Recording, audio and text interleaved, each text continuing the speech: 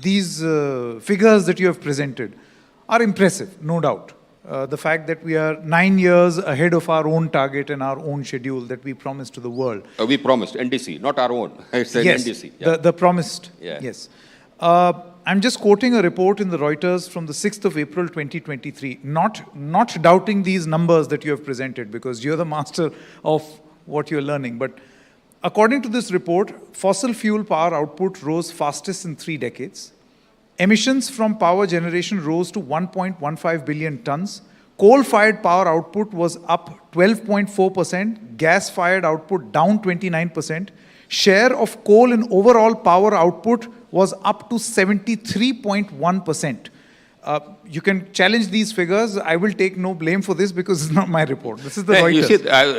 And it also says, if you allow me, that renewables output also rose by 21.7%, the share up to 11.8%. Do you feel that while you present impressive numbers, 73.1% coming from coal? Now, let me tell you this. You see, this just shows the narrative which is being spread around.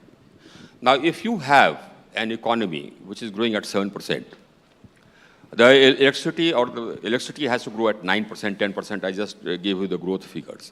Now, if that grows at 9%, 10%, then the coal and the electricity from coal will also grow.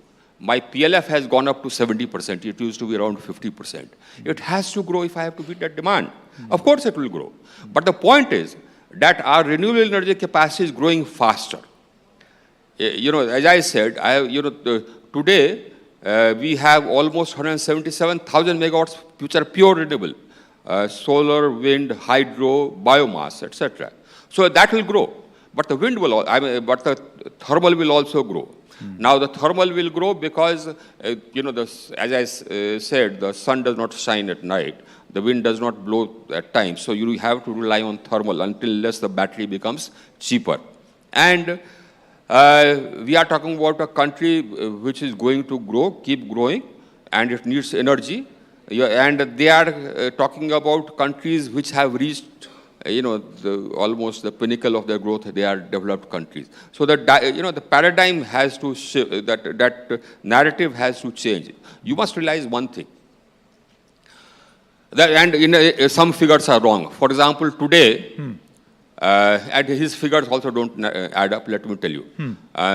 You have 73% coming from fossil, not coal. Okay. So the the correspondent who wrote that, he didn't know. Which is why I said, he didn't know what he was talking about.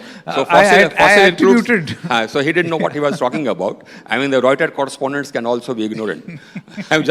See, you must get rid of this mentality, that if it is a Western-based source, so it must be sacrosanct. I will place these figures in doubt. Listen to me, listen. And that whatever they say is sacrosanct.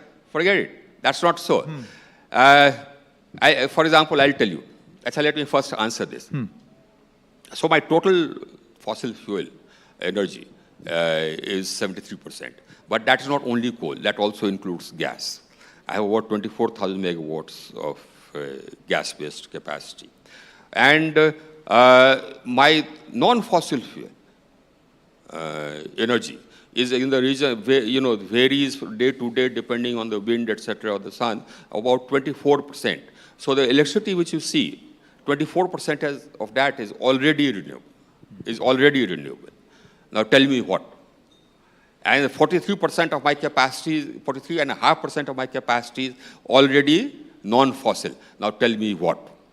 I have increased my renewable energy capacity by 2.5 times in 9 years. Now tell me any country which has done that. And all these figures are there.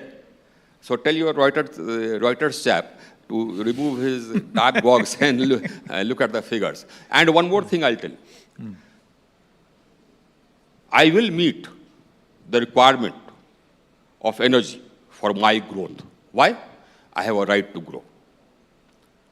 And till so long as battery storage is not viable, and it is not, as I said, I had one of the largest bids in the world, and tell me which other country has that, 1,000 megawatt hours, and another bid of 3,000 megawatt hours of pumped storage, which came to, and the lithium ion bid came to 10 rupees per kilowatt hour. The pump storage came to about 5 rupees per kilowatt hour. Unless and until that goes down, I will have to rely on fossil fuels. And I'm talking about, and stop talking about coal, talk about fossil fuels. You see, that is the grouse I have with these developed countries. I mean, the hypocrisy is amazing. You see, they talk about coal. They don't talk about the fact that you have gas, which is also fossil, that also gives out carbon dioxide in huge and copious quantities when you burn it. Right. They don't talk about shale, which gives out the, carbon dioxide in copious quantities when you burn it. And the shale gives out carbon dioxide, which is equivalent to carbon to coal. But they don't talk about that.